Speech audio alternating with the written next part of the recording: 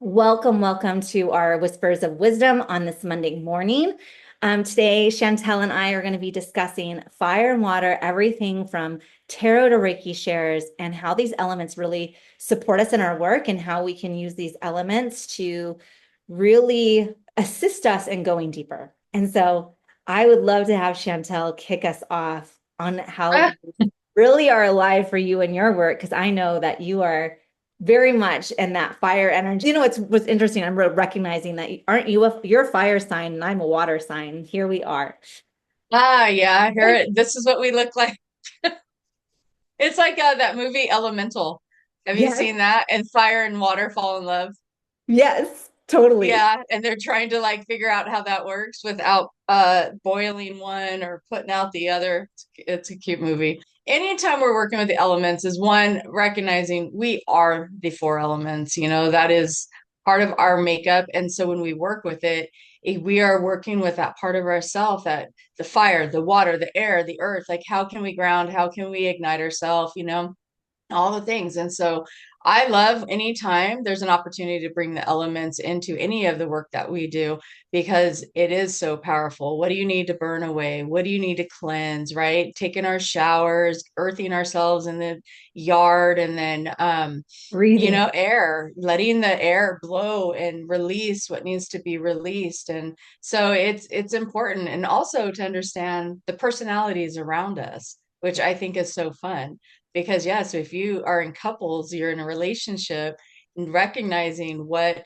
your partner's element is, because I got air over here and I am fire and he can blow me and I can burn, so it's noticing the different techniques and the tools that are available to us. But yeah, elements are really important to understand.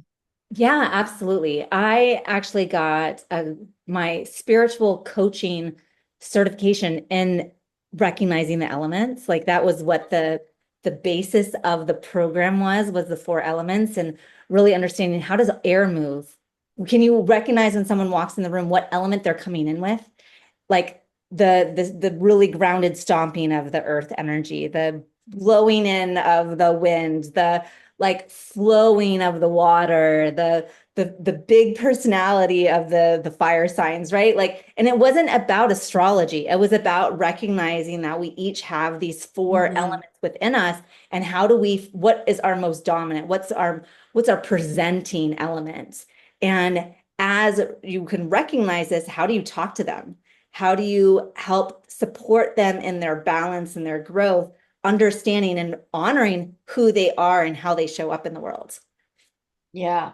And it's true, like it's very much the zodiacs, but this is very shamanic of understanding what are our four directions, what's the medicine wheel, the elements in which we work with, how do we call them in, how do we work with them in ritual and on our altars, all of that. So it's as above, so below. It very much is that.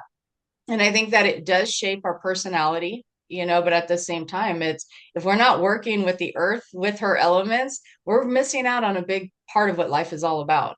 Yeah. So, and I love that being able to recognize somebody else's their air sign, their water, their, just by them coming in or their personality, because when you recognize that part, like water signs are very emotional, right? Air signs are up in the crown and very, and then yes, fire signs come in and they're like bold, and earth is very grounded and like stompy and stuff. And when you recognize it, you know how to work with that personality trait.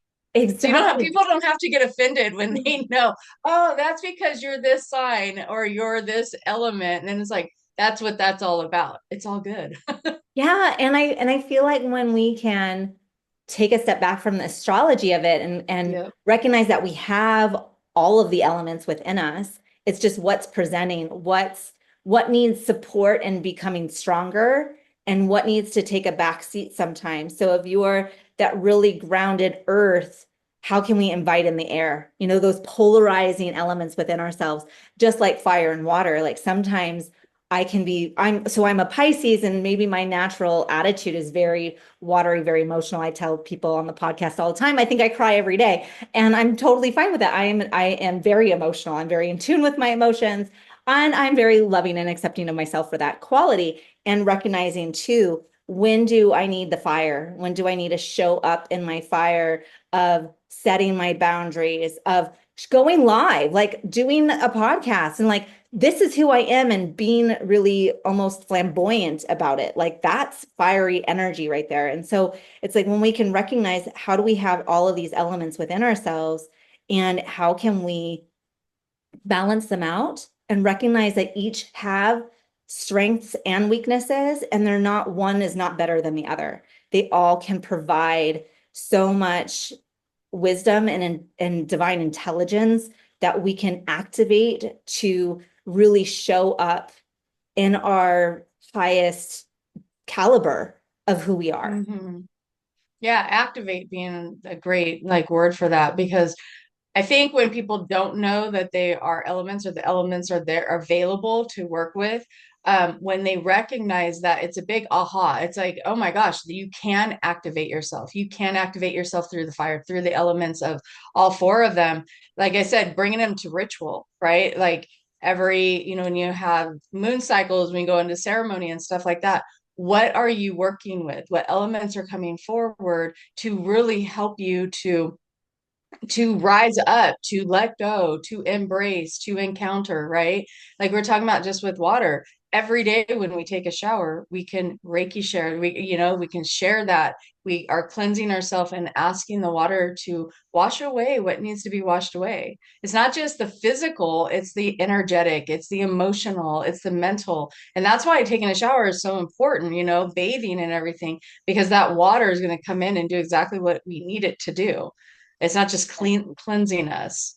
Right. And Well, so more layers than one, I guess.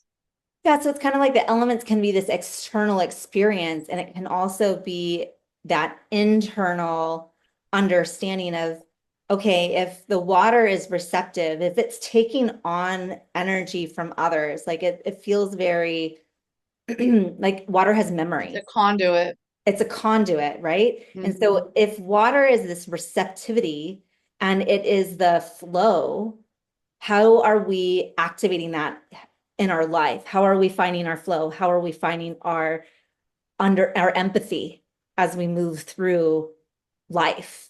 Right. So it's Yeah. like it can be very much, I love that, like this external, like I can take the shower and I'm actively saying, I'm welcoming the water element in my life. And then Yeah. having that self-reflection of going, where is water showing up for me in my personality and my direction of the day? And what am I activating to say yes to? Well, like when you put water, just a glass of water in your room, that as a conduit, it absorbs the energy. So I don't know if you know that, but you put in any room, all rooms, you can put a cup of water, even under your bed. It's going to absorb that energy. You will see an actual change, a chemical change in the water, which is really interesting. And so I work with water in my home like that, like as a cleanser and absorber. And what it does when we have people here that are, carrying a lot of emotions, that water will shift. I've seen it grow mold. It will get some kind of gross like fungus kind of thing in there and some floaties and it's very interesting. But then that energy is not floating around in my house anymore because the water already absorbed it. It did its work. And it's That's, all intention, right? Like you're setting it up with the intention that it's going to absorb it. oh, I love that. I love Yeah. your little tips that you have. Like I'm like, I have not thought of that one, but I want to do it because part of it is like if you, I think it all comes back to your intention. Like if you have the intention of, okay, I'm going to set out this bowl of water so that it can absorb energy and reveal what energies are being present and transmuting it, the water is now working for you. Yeah. And then like if you have a glass of water that you put next to your bed, and this is a great way of setting your manifestations and your intentions with that, but you want to cover it.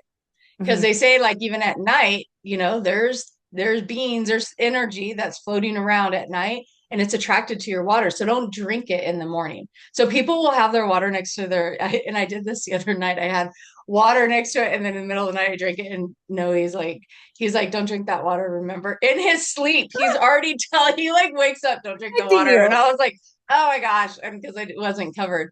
But yes, so if you want to manifest with water next to your bed, you cover it, right? So you can speak your intentions of what you're manifesting. And as you sleep and everything, it's growing that. And then you drink it in the morning, but you want to cover it because all those energies are being absorbed in your water at night.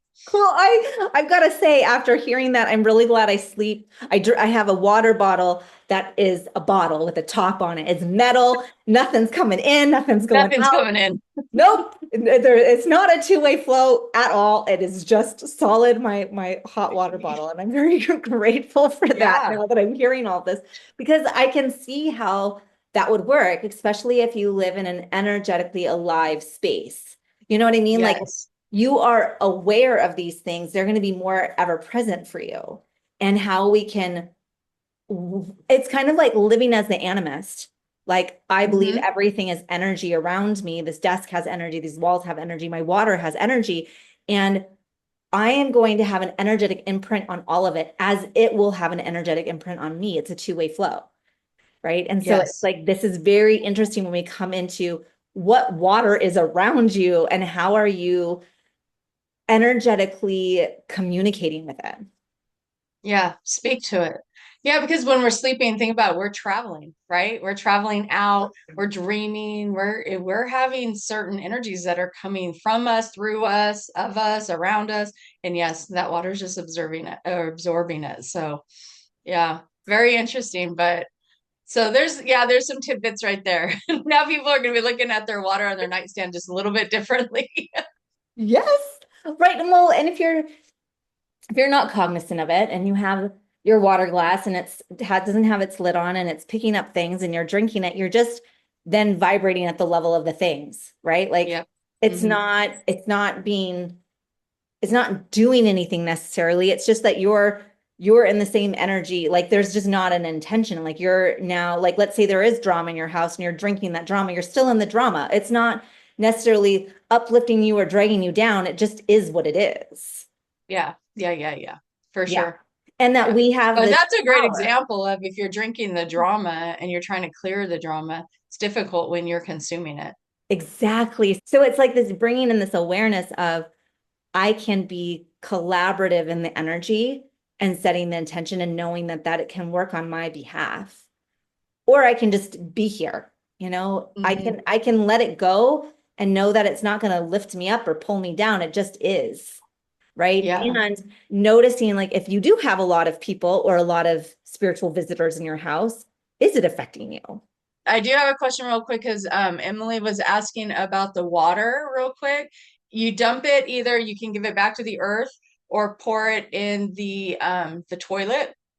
So anytime you're doing any kind of work like that, you want to give it back, like the toilet is good, flush it down, versus your sink in your kitchen, because your kitchen is your abundance area. So you don't want to give any kind of like contaminated water or anything like that. If you do egg cleanses or anything, it all goes down the toilet.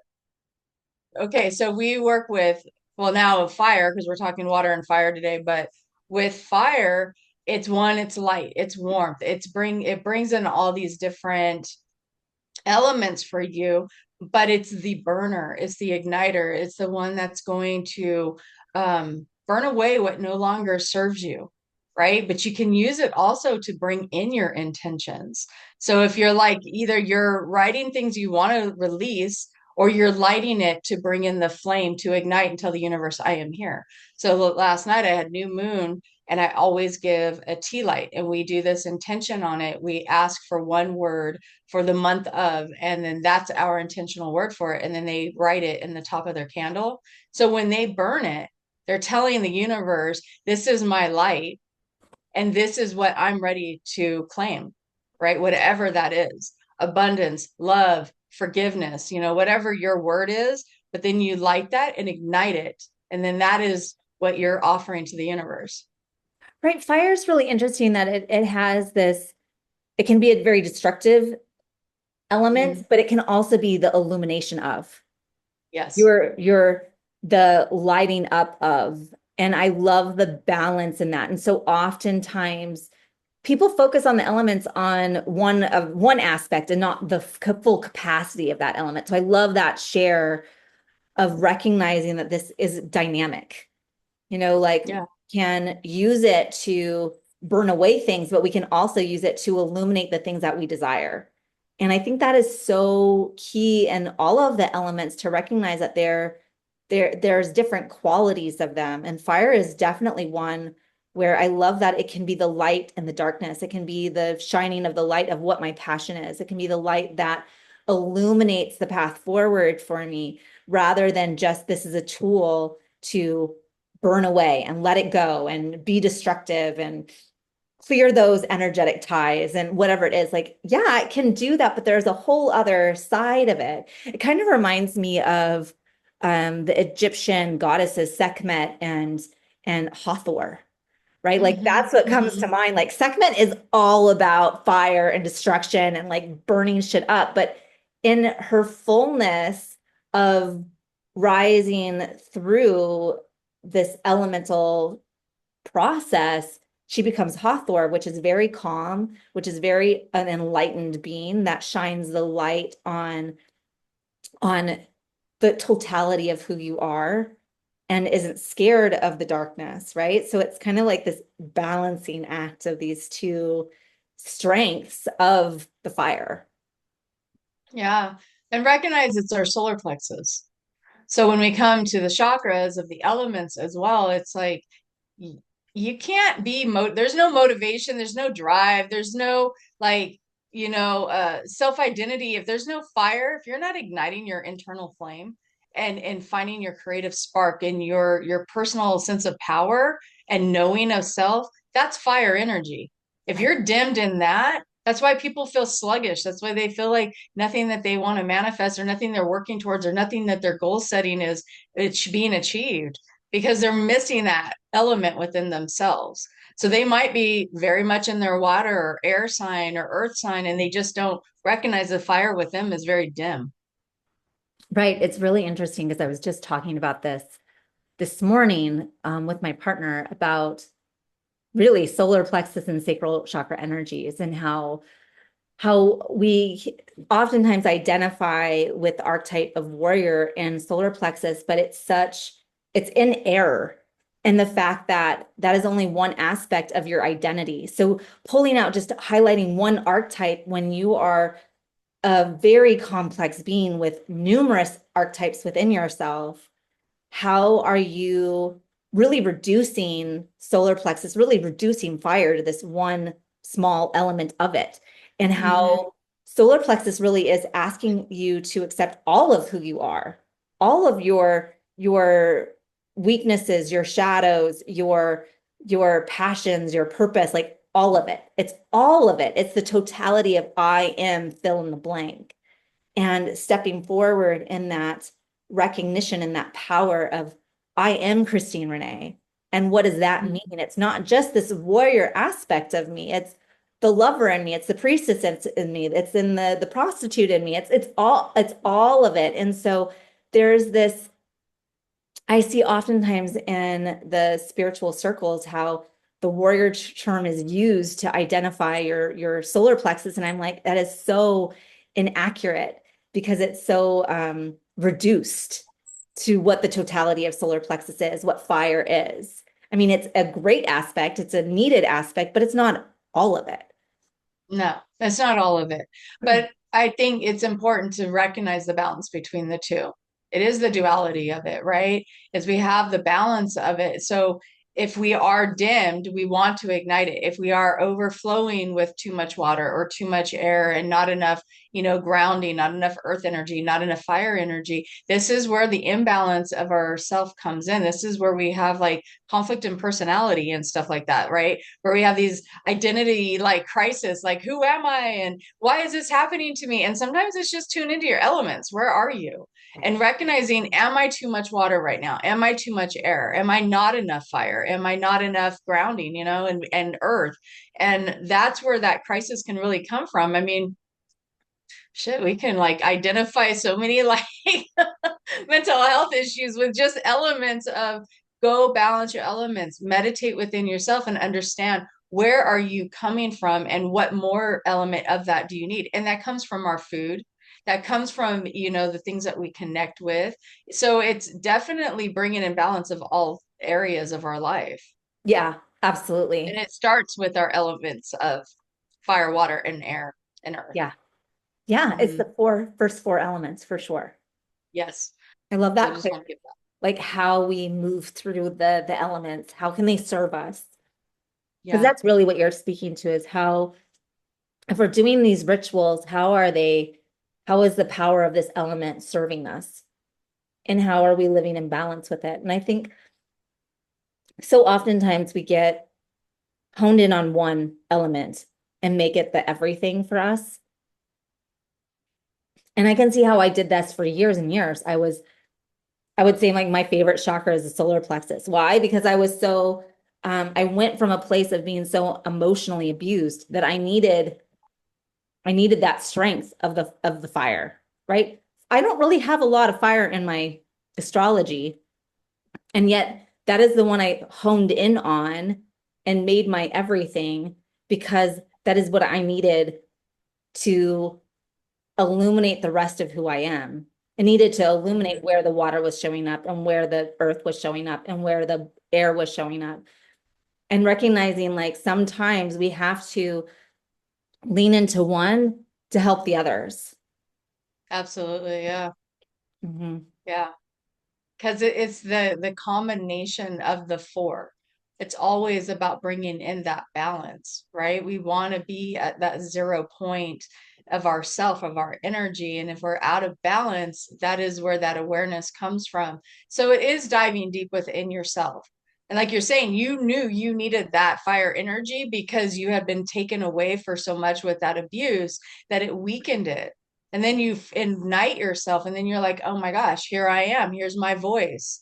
Here's my strength. Here's my power walk. So everything comes on board for you, but then all the other elements start to line up too, because you're not just, might be hyper focused on one, but then you get to tune in and where the other ones are as well. So now I get to bring in the flow of emotions again, reintroducing water. I get to bring in the air so that I can feel, in my thoughts and dreamy and feel like I'm in a safe space. Air sometimes does not feel like a safe element when you don't feel like your surroundings are safe, right? And that's when we check out. You see people who check out because you're too much in the air, right? And that's when we kind of that's when we hyper fixate and we're like, we're out. And they're in This isn't ideas, safe. Yeah. right? There's so much in their floating ideas of all of these things that are coming through, and they forget their groundedness, Yeah. right? And coming back to that earth element of like, here's the details. This is what we're doing. This is the plan of action. Like there's some Hmm. elements of the solar plexus there, but the like, what resources do I need? What do I have available to me? That is so root chakra.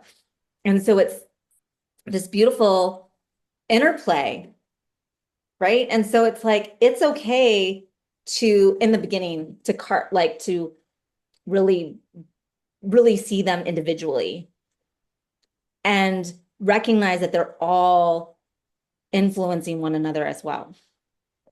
Yeah. When you Yeah. have the solid foundation, when you have the resources, when you have all of your needs met, what does it allow that structure? What does it allow for air to do? To feel safe, to envision, to dream, to breathe into their desires.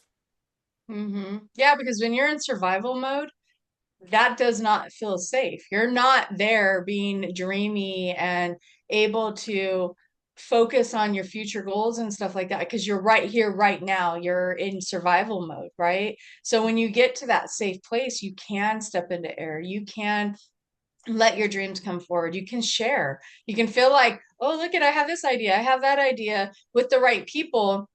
And then you know that you're in a safer space. So it almost like it's like your spectrum of where you are in life too. Like if you can be comfortable in air and you're solid in your grounding of that energy, you are in a safe space. So it's very interesting when you take it to different elements of life, different areas. Yeah. Hmm.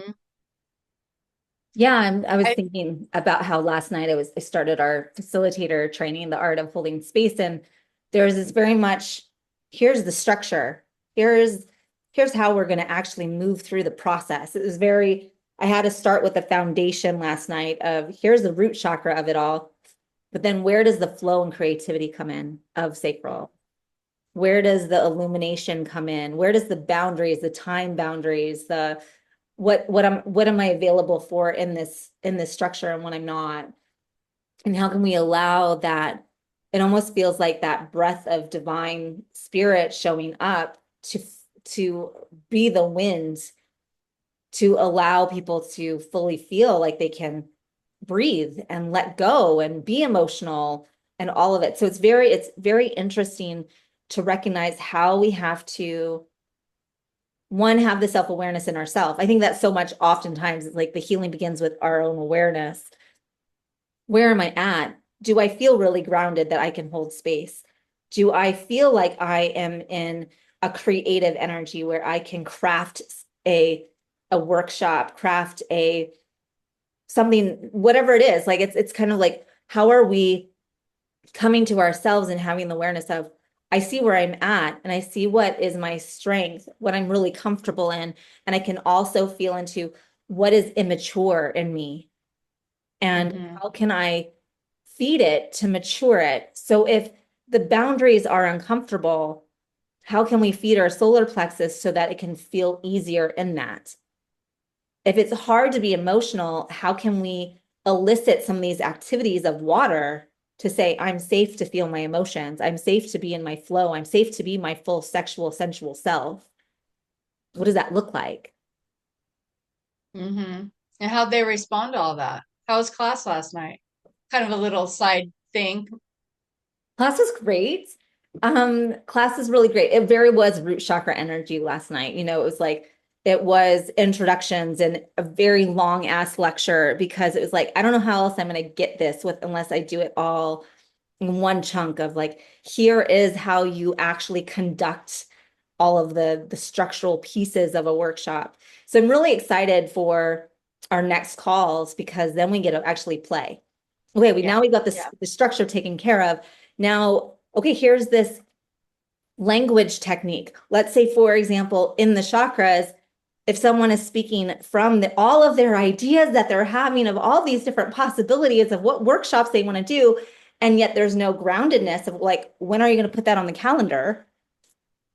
Because, Yes. right? Then it's like Mm-hmm. that it's recognizing where they're at so that they can emphasize, wow, okay, I can see why maybe I had the workshop structure. Maybe I knew that already, but I didn't know how to elicit my sacral chakra and trust the flow of the group and trust my divine connection so that I knew that I could be supportive in the process, right? And so it's very interesting to even just offering this the first class of going watching everyone take a step back and being self-reflective of what they've tried, what works for them, what didn't work for them, all the missing pieces. And even though it was coming from a very structured space, the class itself last night was, and to have to Yeah. watch that awareness, right? And so I think class went really well. It was really fun to have Yeah. everyone there. Well, I think it's important when we recognize in ourselves where are we all talk and no action, right? And sometimes that's even a trigger spot within us, but it's important to recognize it because when people are like, my business isn't thriving, I'm not getting clients, I don't know what's happening, right? I'm doing all the things. But when you sit back and go, am I really doing all the things? Am I talking it, but I'm not putting the action forward? Like I'm not putting it on the calendar. I'm not structuring the classes, the sessions, whatever, right? It's like, yeah, that is that element of like, let's go do it. Let's be bold. Let's trust in ourselves to go and get it done and know Right. that the alignment will show up. Yeah. So no, I'm sure they were having big aha moments of, whoo, yeah, I'm not really doing all the work I thought I was.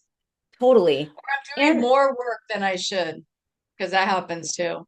right, oftentimes you're spinning out and trying to figure out like, well, if I just do this and I just do this and I just then it will happen. And you know, I spent a lot of time yesterday evening really feeling into victimhood mode and how that shows up in our identity of going switching from this is happening to me to, I'm privileged to offer this, right? So this was Yes. after the class, and even recognizing in myself where my boundaries are. Like right now, I'm teaching 3 to 4 evenings a week, and I'm a single parent. I'm a mom. And what in me is saying I should continue to fill up my evenings, right? And how that is in such resistance because I want to be a mom. I get to be the mother that want to be as well. And how do I find that balance between the two? Right. And Mhm. so there's this curiosity of, I can play the victim mindset of I can't, I don't have the time. I'm not, I'm not allowed to do this because I have these responsibilities. And where is it like I get to be the mom that I desire to be? I get to show up for my child. I get to make the homemade meals. I get to be an advocate for her when she's having school troubles. Like, I'm really recognizing in ourselves, where is that gratitude living within us, right? And I feel like so much of that is in the solar plexus. Like, you get to decide whether you're going to go, oh, poor me, I don't get to do a Reiki circle this month, or oh, poor me, I'm not going to teach a Reiki class this month, and go, I get to do this thing that I desire to do, Yeah. It's right? like people wouldn't get FOMO. I Mhm. asked my husband that a couple weeks ago because there was something that we were going to go do, and I asked him. I said, "Do you ever get FOMO, which is fear of missing out?" And he goes, "No." And I said, "Never." And he goes, "No." He goes, "I'm living in my moment right now." He goes, "Why would I worry about what's happening that I'm not doing when I'm engaging with where I'm at right now?" And I was like, he is one of my greatest teachers, I do have to say. But because I get FOMO. So the thing was there was an event that was happening at work that I wanted to go to, and then but I was at home and I wanted to be at home. I needed to be at home, and I was comfortable and we were lounging and or whatever we were doing. But there's this piece of my mind that's like, well, what's going on over there? So I've really been working with that because and I think a lot of people get that in multiple areas. You have FOMO at work, do you have it in your social life? Do you have it with your family? Like or we don't feel like we're connected in our present moment because we're engaging in other situations and activities that we're not in. Like we're energetically plugging into other activities and wishing we were there, and that's the regret, the victim, or whatever. But it's coming back and being present and going, no, I don't need to be anywhere else other than where I am in my present moment, and have gratitude for it. Because like you're saying, like you can have the gratitude of I'm hanging out with my daughter versus I'm at a sound bath or whatever, or I'm not teaching this, I'm doing that. But in the moment, you're raising your kid.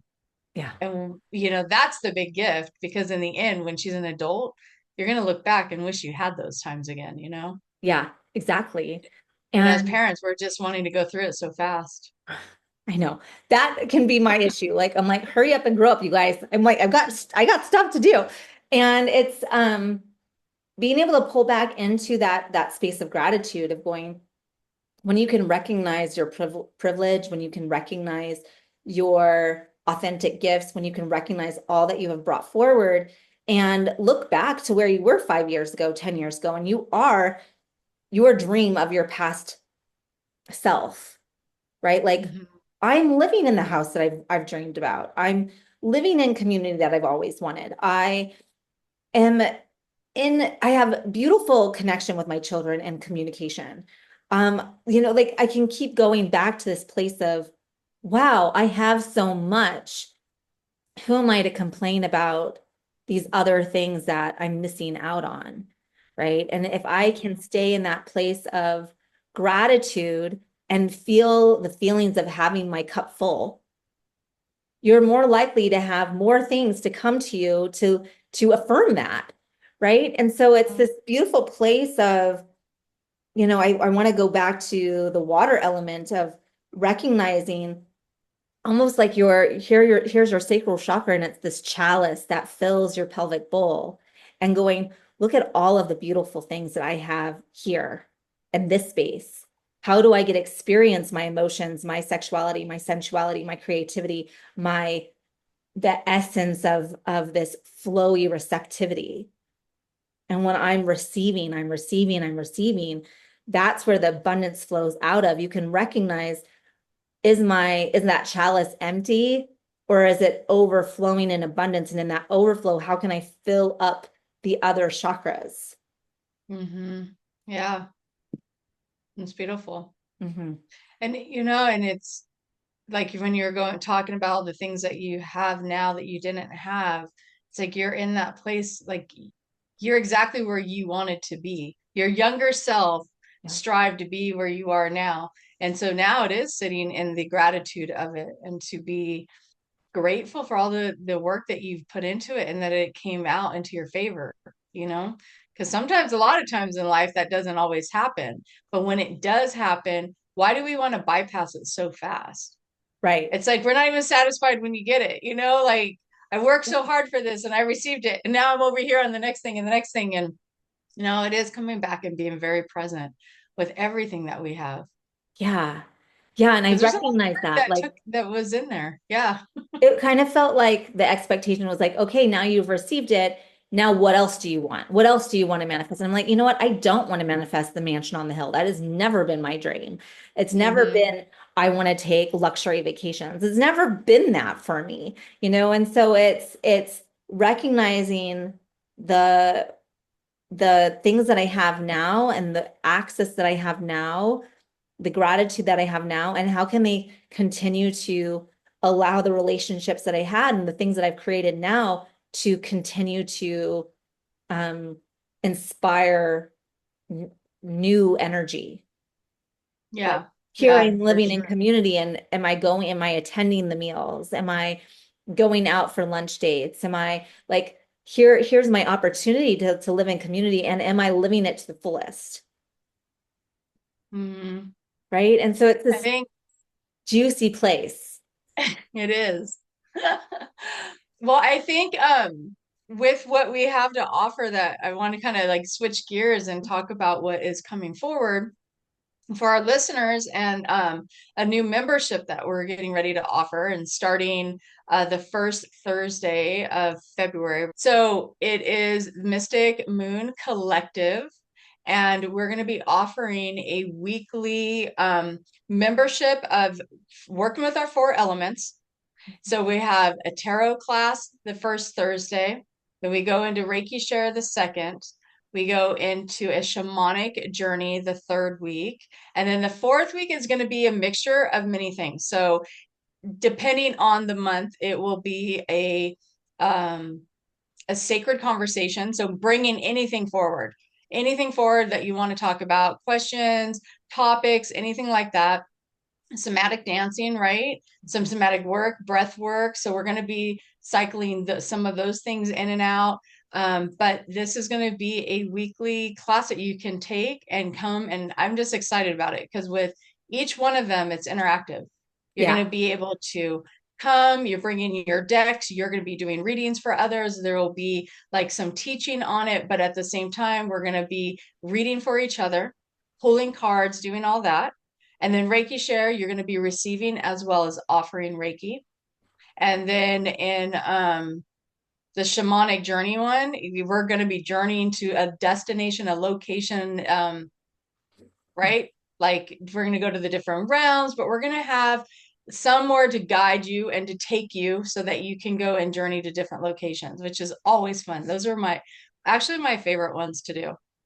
Yeah. I've done some really powerful journey work in that. So do you And want to tell us some more on it? I do because, when we were talking yesterday of going, well, what elements fit with each of these offerings and do they make sense? And, I was like, well, shamanic journey is definitely earth, right? Like I could Hmm. feel that right away that we're connecting with the elements, we're connecting with nature, we're connecting with our power animals and spirit guides. And that feels like a foundational connection. And I knew that Reiki is oftentimes this really flowing energy, right? And I could just sense, okay, well, that one's water because it has such almost the Reiki itself oftentimes feels very feminine. It feels like it's in this divine flow and it just wants to move and it's going to help soften those aspects within ourselves, or it's kind of like it's going to move around those boulders or loosen them up so that they can gently move downstream, right? Like it has this gentleness to it.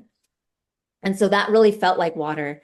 And and then it was like, well, sacred conversations, that's definitely air because we're going to be communicating. We're going to be breathing into it. We're going to be leaning into what's the spark, the imaginative idea that's coming through the air that wants to show up. And so letting that class be more spontaneous, Mhm. more in alignment with whatever is alive in the group, whether that ends up being group coaching, whether that ends up being everyone wants to really talk about a specific topic. How can we make sacred conversations, like almost a cacao ceremony without the cacao? Like, how can we elicit the engagement and the flow of the group, like as we blow like leaves in the wind, right? And allow for that kind of space. And when we attributed fire to Tara, I was like, oh yeah. Yeah. Right? Like when I think about tarot, I'm like, this is the no bullshit original deck, right? Like Yeah. it's not an oracle deck. An oracle deck is very oftentimes kind and soft. And you go to tarot and it's like, no more bullshit. This is what's going on, right? Yeah. This It is is, what's happening right now. here it is. Like it just is so powerful and strong in its energy. And so when we kind of felt into, can we bring in a collective membership, a monthly membership where we're really supporting our group, our audience, our container with the elements, what will that look like? And Mhm. these are what really showed up. And knowing that there might be a fifth Thursday of a month and how that can be a spontaneous blessing of whatever wants to come forward, how Shantel or myself is going to like lean into that extra special juicy one that might happen every so often and really listening to what it is that our group is desiring. And so this is something, like Shantel is doing her tarot readings in the Facebook group. We do these Whispers of Wisdom live every Monday in the Facebook group. And how can we make it interactive? Like how is this tarot different than the tarot that Shantel is doing on Thursday? And it really is that leaning into each of these are interactive. This is about you fully participating and learning from that participation. Yeah. Which is what I think is the fun. Like we're bringing in fun and play when Mhm. we get down to it. We're learning, we're teaching, we're interacting, but it's also to bring in some fun elements within our community, but for our community, so that you can come together. And like I said, people want to, if you're interested in readings and you want to, learn how to do your own, this is for all levels. So just on focusing on the first week with tarot readings. So if you're a beginner versus, an advanced reader, come either way, right? Because you're going to be doing readings for each other. You're going to learn things about in like connecting to your intuition. This isn't We'll have the books, but you don't need the books. It's you guiding and being guided by your own intuitive nudges of what is the card saying to you, right? You're connecting energetically with the person that you are reading for. And what does this card mean for you? And then how is that connecting for them? How is it aligning, right? We can read through a book all the time, but for me, the book represents more of the author's interpretation of what the card is. It's their intent. But when you're reading it for somebody else's energy, it doesn't always align. So it's like we're going to be tapping into our intuition. We're going to be following the symbology of the card. What does it mean? What do you feel? We're going to be reading for each other. You're going to be receiving readings. So, and then if our group gets big enough, you're going to go into breakout rooms and we're going to let you go do some quick readings over there. Come back and share. There's feedback that comes with this too, and laughter and fun. And so this is a very interactive class. And then, of course, do you have something about the tarot that you want to add to that before we move to the next one? I feel like the only thing I would want to add to tarot is to recognize, if your tarot feels harsh, Hmm. noticing where that's coming from. Noticing this as an elemental factor. How are we afraid of fire? How are we afraid of its power? And how can we embody it and recognize that the fire is part of who we are and how we can lean into it and recognize that that power can serve us, you know? Yes, And so, that's the power. Yes. right. And this can go for any of them. If you have a hesitancy towards a specific element, there's a reason why we wanted to bring in the elements to this. We wanted to recognize, wow, okay, distance Reiki circles, no problem. Shamanic journey, cool. Sacred conversations, I can do that. Oh no, tarot. It's recognizing your own reaction to and relationship with that element and going, how can we actually recognize that and lean in to find our edges, right? Can we Hmm. receive a reading from someone else and just take what we can from that, let go what doesn't serve us and go, okay, well, that was cool. And how can I step forward? How can I lean into? There's part of me that is in my fire energy, and I'm going to offer that through this deck and offer it as I'm going to bring wisdom through for this person. And how can you recognize yourself stepping into a practitioner role? And what if that was all that it was? What if you're just Yeah. practicing the identity of fire as a practitioner, right? Here's that solar plexus once again, right? And so, where are we leaning in and where are we leaning back? And which one of those are you doing it, right? This is just having that is an experience of self-reflection and self-awareness of going, how can this serve you? Like, I might not be a huge fan of tarot, but this would be a great way to lean into why is that? What does this Mm. mean to me?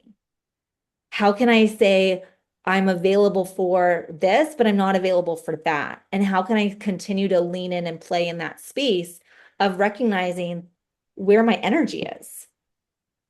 Yeah. And why is there fear? Because a lot of people have fear of the messages coming through. People get really nervous, right? But I see it as it's awareness. When Mhm. you have the awareness, it's the tarot is reading the energy of the moment, right? Now, you might have some predictions because if you continue on that timeline, you're going to have some predictions of what could occur. But if you shift yourself, because you shift from the awareness of what the messages come forward, and if it tells you, like, you're in this major sword energy and you change your mindset on that, the perspective of how you're looking at something, you are timeline jumping. You get to then shift your complete like trajectory of where you're going. And instead of swiping and thinking, oh no, I can't do that, right? And knowing they're not negative and they're not, for anyone out there that's like, oh, you have such a negative connotation. Sometimes I'm like, oh my gosh, tarot is one of my most favorite way of connecting with spirit because they come in so strong. If you can't communicate with them through downloads or visions or your journey work, this is a great way to communicate with spirit and to receive messages. Yeah, absolutely. Yeah. Right. And Yeah, so the second week is all about, yes, our Reiki share. So these are the first 2 weeks that we're going to be working with and coming in and receiving it, creating that sacred space, calling in, and like I said, giving and receiving. And so this is really good for level ones to come to be able to practice, to be able to receive Reiki, and at the same time for level twos to be able to give the distance. And then, of course, masters, but for all levels to come in, to receive, to offer, to give, to be in that loving energy of Reiki and to allow it to do that inner work that we need. yes, And these are 60-minute classes. So we're going to be from 10 to 11 Pacific Standard Time. And then what is that? 1 o'clock for Eastern Time. exactly. Yeah, So and every so Thursday, and this is what we're going to start it with. right, so Go ahead. as the collective, if you want to be part of the collective, you will have access to our app. The Mystic Moon Collective will have its own chat so that even between classes that you will have support if things come up, if you're doing your own tarot readings, if you're experiencing self Reiki sessions, if you're doing shamanic journeys on your own, if you're having things come up with questions, you will have a community to come to. So this is about Shantel and I. Yes, we're facilitating. Yes, we're holding space for you all, but you all have such deep wisdom in and of yourself. And so how can we support one another? So I really want to also emphasize that we're going to have this community room, this community chat space where we are honoring one another, we're recognizing one another, we're holding each other up through our own individual storms and calm. And what does that look like? So not only do you have access to 4 amazing classes every month, with we'll have that space be really available to recognize, okay, when to have reminders in that group chat of like, okay, class is coming, here's the Zoom link. And it will also be a sharing space, but also a space for you to be exactly who you are. Mm-hmm. Right. And I Mm-hmm. think so often that is what students highlight about their experiences with Moon Rising Shamanic Institute is that they get to be their curious self, their recognition of this. I had this really phenomenal experience, a dream about an alien, or that they had this really dynamic journey with a dragon, or whatever it is that you feel is like so far out there. We create spaces where all of it's safe, where It's it all can safe. that yes, be your weirdo self and actually go, that is the beauty of me. This is my experience actually is part of who I am, and I love all the aspects of who I am, and this is part of that. And where else can I go where I can have these kind of vulnerable shares and be accepted, right? And so that's one of my exciting pieces that we get to offer through the Mystic Moon Collective is also the chat. Yeah. Yeah. It's the extra support. Yes. It definitely is. That is a big part of it, is that you get supported for the needs that you have as well. You get to ask questions. You get to show up as yourself. You get to use your own voice. You get to show off your own gifts in some of these. And so it's a well-rounded, offering to be able to come and get to know other like-minded people that have the same enjoyments as you do. And at the same time, you yourself get to show up, so it's like a win-win for everyone. So you do have the choice of picking one or coming to all 4 through this. We did put the link in the show notes. We're going to have it in the Facebook group. It'll be on our website. So this is an ongoing offering. We're going to check out this time frame and see how this works for our community. But right now, this is what's working for us. And hopefully this is a good time for everyone else as well. And note too that this will be a shared space between Chantel and I. So we'll be rotating through who's leading, and Chantel on some months might have more than me or vice versa. And know that once the movement forward is happening, it's the beautiful part about having 2 facilitators is if I get sick or Chantel's on vacation or whatever it may be, the classes aren't going to be canceled. We're gonna have the consistency there because you have 2 facilitators that are more than willing to help show up in our strengths and be able to hold witness to your growth and your dynamic, your beautiful self. And so I'm really excited that we get to collaborate on this. Yes, yes, yes, yes. Beautiful. Well, know that all of those things are going to be in the show notes. If you have questions, reach out to myself or Chantel, and we cannot wait to share space with you in this way starting in February on Thursdays. So keep that in mind. The link is there. And until next time, have a wonderful, beautiful week, everyone. Bye, everyone. Thank you.